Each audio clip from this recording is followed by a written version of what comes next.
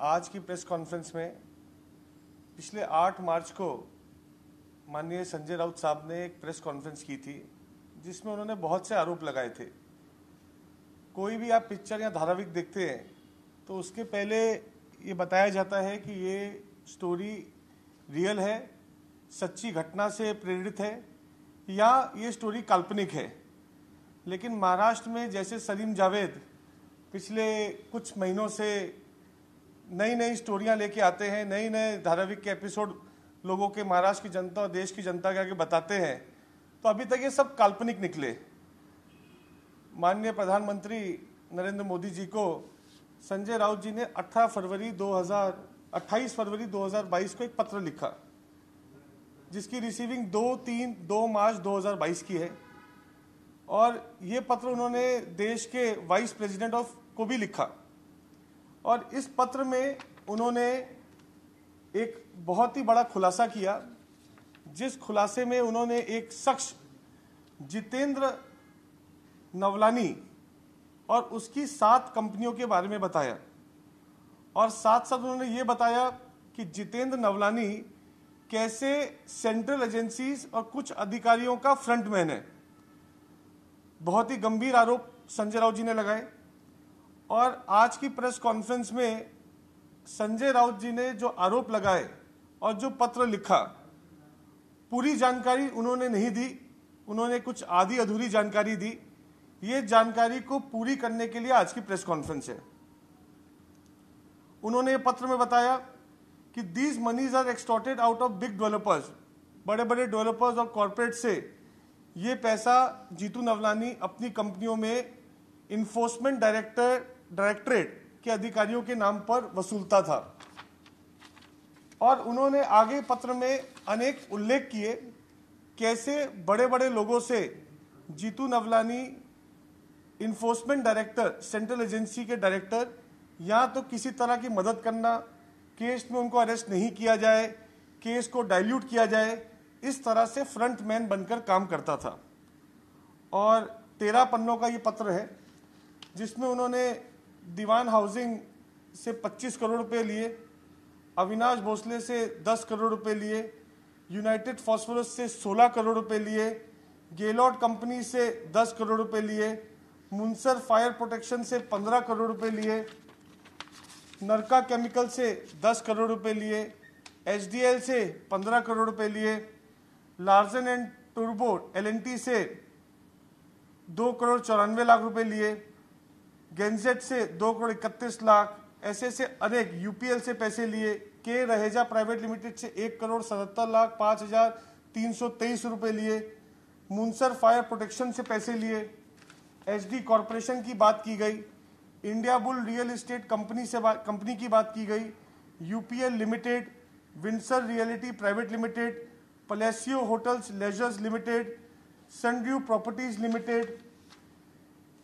जीजाप्लेक्स state private limited, safest agencies private limited, UPL limited, river view properties private limited, Omkar realtors developers private limited, Vishwaroop states and developers private limited, Wadhwa reality private limited, bloom packaging private limited, pronto entertainment private limited, Panchshil tech park private limited, सनस्ट्रीम city private limited, अल्ट्रमा search, HBS view private limited, Shrivardhan investments, Vijay associates Wadhwa, Coventry properties private limited, Rustam ji constructions private limited, Neelkamal realtors and builders private limited, ALIFL enterprises, bloom packaging private limited, Suresh Varshi enterprises. ऐसे करते करते संजय राउत जी ने ये जो पूरा आरोप लगाया, ये पूरा आरोप 160 करोड़ रुपए का उन्होंने अपने पत्र में नरेंद्र मोदी जी, देश के प्रधानमंत्री जी को लिखा कि 160 करोड़ रुपया इन्फोर्समेंट डायरेक्टर के नाम पर जीतू नवलानी ने लोगों से लिया। मेरा आज की प्रेस कॉन्फ्रेंस में ये स्पष्ट ऐसा मानना है कि अगर ये आरोप सच्चे हैं और ये आरोप सही है तो संजय राउत जी ने ये पूरे जो आरोप लगाए और उन्होंने बताया उनके पास और भी बहुत सी जानकारी है जो वो सही समय पर बताएंगे। उन्होंने अपनी प्रेस कॉन्फ्रेंस में ये बताया कि ये आरोपों का पत्र उन्होंने मुंबई में ईओडब्ल्यू डिपार्टमेंट में लिखा। राउत साहब पिछले 18 वर्षों से मेंबर ऑफ पार्लियामेंट राज्यसभा है, और जब वो प्रेस कॉन्फ्रेंस कर रहे थे तो मुंबई के दूसरे अरविंद सावंत जो मेंबर ऑफ पार्लियामेंट है उनके साथ बैठे थे। कोई भी सेंट्रल एजेंसी के अधिकारी के ऊपर आरोप करने के लिए इकोनॉमिक ऑफेंस डिपार्टमेंट नहीं होता, एंटी करप्शन डिपार्टमेंट होता है, और सेंट्रल एजेंसी के अधिकारी का जुडिडिक्शन सीबीआई आता है, ना कि मुंबई पुलिस आता है। तो उन्होंने ईओडब्ल्यू में ये जो जांच की बात कही और लेटर लिखा, तो या तो ये सलीम जावेद की स्टोरी है कि वो ईओडब्ल्यू में ये जांच का हवाला देकर ये सब डेवलपर्स और बिल्डर्स को डराने का काम कर रहे हैं। अगर वो कहीं भी सीरियस होते कि सीरियस नोट के ऊपर ये सब जितने आरोप लगाए हैं ये आरोप सच्चे हैं, तो एंटी करप्शन डिपार्टमेंट सीबीआई की वो मांग करते कि नरेंद्र मोदी जी, देश के प्रधानमंत्री जी, इसकी सीबीआई की जांच करे, ना कि मुंबई का ईओडब्ल्यू डिपार्टमेंट जांच करे। और सबसे बड़ा विषय ये है कि प्रिवेंशन ऑफ करप्शन एक्ट 1988, जिसका री अमेंडमेंट 2018 में हुआ और जो लागू है, देश में करप्शन देना और करप्शन लेना दोनों गुनहगार होते हैं। मेरा यह स्पष्ट मानना है कि जिन लोगों के नाम उन्होंने 160 करोड़ रुपए देने की बात की, ये सब लोगों ने भी भ्रष्टाचार को प्रोत्साहन किया। ये सब लोगों के ऊपर भी एफआईआर सीबीआई में दर्ज होनी चाहिए। सिर्फ ईडी अधिकारियों के अननोन लोगों के नाम बताकर उन्होंने, या तो ये सलीम जावेद की एक स्टोरी, खुद को फंसता देखकर खुद के भ्रष्टाचार जिस हिसाब से उनके उजागर हुए, तो उन्होंने एक सलीम जावेद की स्टोरी बनके एक डाइल्यूट करने का काम किया, विक्टिम कार्ड खेलने का काम किया। अगर उनके पत्र में ये गहराई है तो मैं संजय राउत जी से डिमांड करूंगा कि ये पत्र उनको सीबीआई मुंबई को लिखना चाहिए, एंटी करप्शन डिपार्टमेंट को। ये मुंबई की घटना है और सीबीआई को इसमें जितने डेवलपर्स का नाम लिखा है उन सबको एक्यूज बनाना चाहिए, साथ ही साथ अननोन ऑफिसर्स को एक्यूज बनाना चाहिए, और जो फ्रंटमैन है जीतू नवलानी, उनको भी एक्यूज बनाना चाहिए। आज जिस हिसाब से इतने बड़े बड़े लोगों का नाम संजय राउत जी ने आरोप लगाया, ये आरोप हम नहीं लगा रहे हैं, ये आरोप संजय राउत ने लगाए हैं और शिवसेना भवन में बैठकर प्रेस कॉन्फ्रेंस करते हुए लगाए हैं। तो मेरा ये स्पष्ट मानना है कि महाराष्ट्र के मुख्यमंत्री श्री उद्धव ठाकरे जी की भी सहमति थी।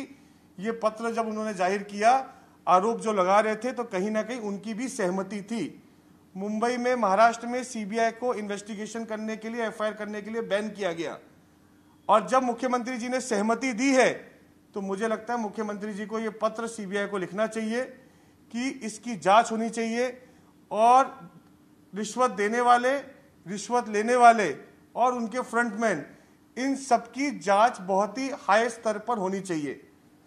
उन्होंने इसमें जो जांच की मांग की, रिटायर्ड जज और एक स्पेशल इन्वेस्टिगेशन टीम की बात की, कोई भी एक ऑफिसर और रिटायर्ड जज इसकी जांच करे। मुझे लगता है या तो ये पत्र में कोई सच्चाई नहीं है, उन्होंने ये गिमिक खेला, और ये गिमिक खेला खुद को फंसता देखकर, ये एक रीजन हो सकता है। नहीं तो जिस हिसाब से ये प्रेस कॉन्फ्रेंस की गई, इतने बड़े बड़े वरिष्ठ लोग, मेरा ऐसा मानना है कि कितने लोगों के ऊपर तो इसमें ईडी के केसेस भी नहीं है, और जिन लोगों के ऊपर उन्होंने इसमें दावे किए रिश्वत देने के, उसमें तो बहुत से लोग जेल में हैं ईडी के केसेस में, जैसे दीवान डीएचएफएल वाले, ओमकार रियलिटर्स, एचडीआईएल, ऐसे बहुत से लोग हैं जिनके ऊपर कार्रवाई हुई और आज वो लोग जेल में हैं। बाकी लोगों के नाम जोड़कर क्या ये कोई नया तरीके का एक्सटॉर्शन रैकेट या वसूली का रैकेट संजय राउत महाराष्ट्र में चालू कर रहे हैं? मेरा ये सवाल संजय राउत जी से है। इतने बड़े बड़े लोगों का नाम डालकर, इतने बड़े बड़े लोगों का प्रेस कॉन्फ्रेंस में नाम डालकर, अगर वो आरोपी नहीं है तो क्या डरा कर ये कोई नया एक्सटॉर्शन रैकेट की शुरुआत संजय राउत जी महाराष्ट्र में कर रहे हैं क्या? ये प्रश्न एक खड़ा होता है उनके लेटर के ऊपर।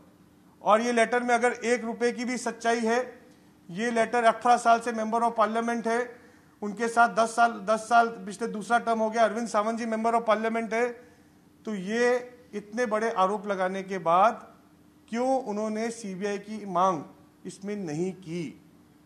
क्यों इसमें उन्होंने, चलिए महाराष्ट्र में एंटी करप्शन डिपार्टमेंट में उन्होंने इसकी मांग नहीं की, इकोनॉमिक ऑफेंस विंग में ये भेजकर ये सिर्फ एक पब्लिक गिमिक और खुद के भ्रष्टाचार में संजय राउत जी फंसता देखकर एजेंसीज को बदनाम करना, अधिकारियों को बदनाम करना, सेम जिस तरह से नवाब मलिक ने आर्यन खान का केस डीरेल करने की कोशिश की, क्या उस लाइन के ऊपर संजय राउत खुद के वो पार्टनर को बचाने के लिए और खुद के भ्रष्टाचार जो उजागर हो रहे हैं उसको बचाने के लिए ये नया गिमिक करने के लिए आए हैं क्या? उन्होंने जीतू नवलानी को फ्रंटमैन बताया, लेकिन कैसे नवलानी का पैसा ईडी अधिकारियों के पास जाता है इस बात की जानकारी उन्होंने नहीं दी। अगर आपके पास जानकारी है, आप थर्ड टाइम के मेंबर ऑफ पार्लियामेंट है, तो आपको अभी तक ये जानकारी क्यों आपने छुपा के रखी? ये बहुत ही संगीन आरोप और संगीन मैटर है, देश की सेंट्रल एजेंसीज के साथ जुड़ा हुआ है। इसकी जानकारी आप क्यों छुपा रहे हैं? क्यों नहीं अभी तक आपने इसकी जांच की बात मोदी जी के लेटर में पूरी बात आपने रखी? मेरा ऐसा मानना है, या तो ये सलीम जावेद की एक कहानी है, नहीं तो ये एक नया तरीके का महाराष्ट्र में वसूली रैकेट है जिसकी शुरुआत संजय राउत जी करने जा रहे हैं। ऐसा मानता हूं कि मुख्यमंत्री जी से दरख्वास्त करूंगा कि इस लेटर के आधार पे आप सीबीआई की जांच के आदेश दीजिए, आपके पास पावर है। महाराष्ट्र सरकार सीबीआई की जांच के आदेश दे, जीतू नवलानी को एक्यूज बनाया जाए, जितने इसमें व्यापारियों के नाम लिखे हैं जिन्होंने रिश्वत दी 160 करोड़ रुपया, उन सबको इसमें आरोपी बनाया जाए, और साथ ही साथ अननोन ऑफिसर्स, क्योंकि ऑफिसर्स के नाम नहीं है, अननोन ऑफिसर्स को भी इसमें आरोपी बनाया जाए। अगर ऐसा 15 दिन के अंदर महाराष्ट्र सरकार नहीं करती है तो हम हाईकोर्ट में पीआई डालकर कोर्ट को रिक्वेस्ट करेंगे कि वो आदेश दें सीबीआई को, इसमें केस दर्ज हो और दूध का दूध पानी का पानी हो। सिर्फ प्रेस कॉन्फ्रेंस करके महाराष्ट्र में सेंट्रल एजेंसीज को बदनाम करना, अधिकारियों को बदनाम करना, ये पूरा देश बर्दाश्त नहीं करेगा। ये बोलते हुए मेरी प्रेस कॉन्फ्रेंस में मुझे जो बोलना था मैंने बोला। बहुत बहुत धन्यवाद। देखिए, डॉक्टर लांबे पिछले 15 साल से एनसीपी के कार्यकर्ता है। 2011 के बाई इलेक्शन जो हुआ, 181 वार्ड माहिम विधानसभा से उन्होंने इलेक्शन लड़ा। उस समय बहुत कंट्रोवर्सी हुई थी कि जब उनकी सरकार कांग्रेस के साथ थी तो कांग्रेस के साथ उन्होंने उम्मीदवार उतारा था। बाद में जो कांग्रेस का उम्मीदवार था तलवार, उसको विड्रॉ कराया गया और लांबे उसका इलेक्शन लड़े। 2012 में भी मेरी जानकारी में लांबे कॉर्पोरेशन का इलेक्शन लड़े थे। मेरे को पुख्ता उसकी बात जानकारी नहीं है, लेकिन जहां तक जानकारी आ रही है 2012 में भी लांबे ने चुनाव लड़ा था। जो 2019 की बात कर रहे हैं तो वक्फ बोर्ड के अंदर, वक्फ बोर्ड जो है उसके अंदर उनको नॉमिनेट नहीं किया था, वो चुन के आए थे। अंडर 1 लाख कैटेगरी के अंदर का जो इलेक्शन हुआ था उसमें वो चुन के आए थे, और उनको चुन के आने के बाद वो इलेक्टेड मेंबर थे जो 13 सितंबर 2019 में वक्फ बोर्ड के मेंबर बने। लेकिन उसके बाद 15 दिन के बाद, 20 दिन के बाद सरकार चली गई। बाद में लांबे के जो संबंध है वो सोहेल खंडवानी और नवाब मलिक के साथ उनके संबंध है, उनके पार्टनर हैं। माहिम दरगाह के वो ट्रस्टी हैं, एनसीपी से जुड़े हुए 15 साल से वो हैं। और जिस हिसाब से एक महिला का रेप केस का वो एक्यूज्ड बने, एक महिला का आरोप रेप का उनके ऊपर लगा, और जो कल ऑडियो उन्होंने देवेंद्र जी ने विधानसभा में रखी, उसके बाद तो ये बहुत शॉकिंग है कि ऐसे आदमी के साथ महाराष्ट्र के इतने बड़े लीडर अपने घर में फोटो क्यों खिंचाते हैं। एक्यूज तो वो थे रेप केस के भी, पूरे मीडिया ने कवर किया, एनसीबी के लीडर भी थे, उस बात की खंडनी नहीं की गई। उनके ऊपर केस चल रहा है, उनको हाईकोर्ट ने बेल दी हुई है, एंटीसिपेटरी बेल पे वो बाहर है। उसके बाद भी उनके साथ फोटो क्यों खिंचाई गई? एनसीपी के चीफ की फोटोग्राफ सामने आई है कि वो उनके कार्यकर्ता है, उन्होंने क्यों फोटो खिंचाई। और दाऊद के साथ ये बार बार एनसीपी के लीडर्स के संबंध क्यों निकलते सामने आ रहे हैं, ये पूरे देश के लिए बहुत ही गंभीर विषय है। वो कैसे वक्फ बोर्ड में हमने देखा, पीछे भी कार्रवाई हुई थी, पीछे भी सब लोगों ने देखा था किस तरह से वक्फ बोर्ड के मेंबर्स के ऊपर भ्रष्टाचार के ऊपर कार्रवाई हुई थी और ईडी ने रेड की थी। और कैसे वो बोलते आ जाओ आधा आधा पैसा करेंगे, अपनी सरकार है और मिल बांट के खाएंगे। तो ये वक्फ बोर्ड में जिस हिसाब का भ्रष्टाचार चल रहा है, इसको भी उजागर करने का समय आया है। मुझे लगता है आने वाले समय में सेंट्रल एजेंसीज इसमें भी दूध का दूध पानी का पानी करेगी। देखिए, देवेंद्र जी महाराष्ट्र के मुख्यमंत्री थे 5 साल। वो एक बार माहिम दरगाह गए थे। दरगाह में वो ट्रस्टी, मैंने बताया आपको, दरगाह के ट्रस्टी थे। ट्रस्टी लोग जब आए तो सबने फोटो खिंचाई, तो कोई किसी को ना नहीं बोल सकता है। डिजिटलाइज वर्ल्ड में, पब्लिक लाइफ में जब आप पब्लिक प्रोग्राम में जाते हैं, मैं स्पष्ट बोलता हूँ, पब्लिक प्रोग्राम में जाके फोटोग्राफ लेना और स्वयं अपने ऑफिस में और घर पे फोटोग्राफ लेना, ये दोनों में बहुत अंतर है। पब्लिक प्रोग्राम में, पब्लिक लाइफ में जब वो गए तो वहां पे वो फोटोग्राफ खींची गई, जिसको कल कुछ लोगों ने वायरल किया। देखिए, पहली बात तो ये है कि माहिम दरगाह के ट्रस्टी वो थे, तो जब वो ट्रस्टी थे तो ऐसे आदमी को ट्रस्टी क्यों बनाया गया? कल जिस हिसाब से वो अपने संबंध दाऊद इब्राहिम के हसीना आपा से, और कैसे छोटा शकील शादी की गई, उनकी भाभी, तो जिस हिसाब से एक आदमी खुद के अपने रिलेशन कराची में क्या है वो अपने व्याख्यान कर रहा है, तो ये तो कहीं ना कहीं आप मान सकते हैं कुछ तो नेग्लिजेंस पुलिस डिपार्टमेंट का होगा कि उनको जानकारी देनी चाहिए थी जो उस समय उन्होंने नहीं दी। या अभी 2 साल से भी जो केस में वो बाहर है, जिनके इतने संबंध वो खुद ही बता रहे हैं, जागर कर रहे हैं, तो उसमें क्या कार्रवाई आने वाले समय में होगी, ये हम मुंबई पुलिस से या एनआईए से, या जो नवाब मलिक ईडी में अरेस्ट है उसमें, इसमें क्या आगे खुलासे होते हैं, क्या संबंध निकलते हैं, क्या क्या भ्रष्टाचार वक्फ बोर्ड में डॉक्टर को आगे रख के, मुसाफिर को आगे रखकर, लांबे को आगे रख के नवाब मलिक ने किया है, ये भी दूध का दूध पानी का पानी होगा।